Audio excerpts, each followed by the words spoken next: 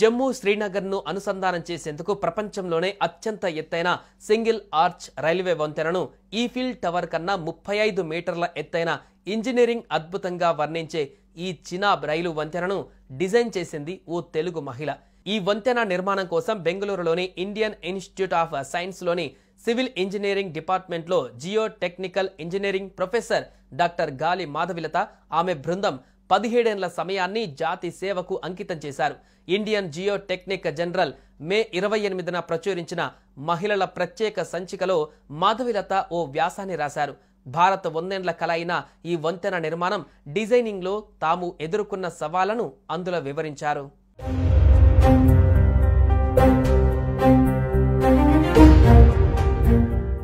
అసలు ఎవరి మాధవిలత అనే వివరాలు చూస్తే ప్రకాశం జిల్లా ఏడుగుండ్లపాడు గ్రామానికి చెందిన మాధవిలత ప్రాథమిక విద్యను కూడా ఏడుగుండ్లపాడు గ్రామంలోనే పూర్తి చేశారు. చదువులో ప్రతిభ కనబరిచిన ఆమె తల్లిదండ్రుల ప్రోత్సాహంతో సివిల్ ఇంజనీరింగ్ను ఎంపిక చేసుకున్నారు.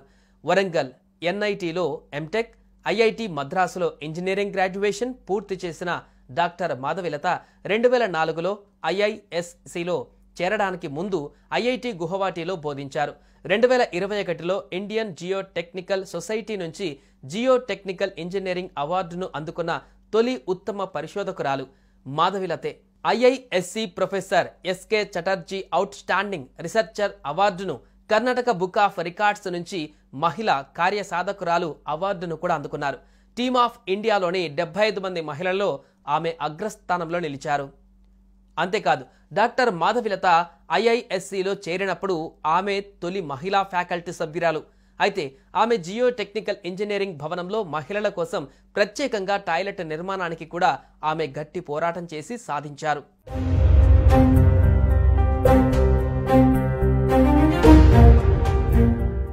ఇక చినాబ్ వంతెన వివరాలు చూస్తే ఇది కాశ్మీర్లోని రియాసీ జిల్లాలో నిర్మించిన ప్రపంచంలోనే అత్యంత ఎత్తైన రైల్వే వంతెనగా ఇప్పుడు గుర్తింపు పొందింది.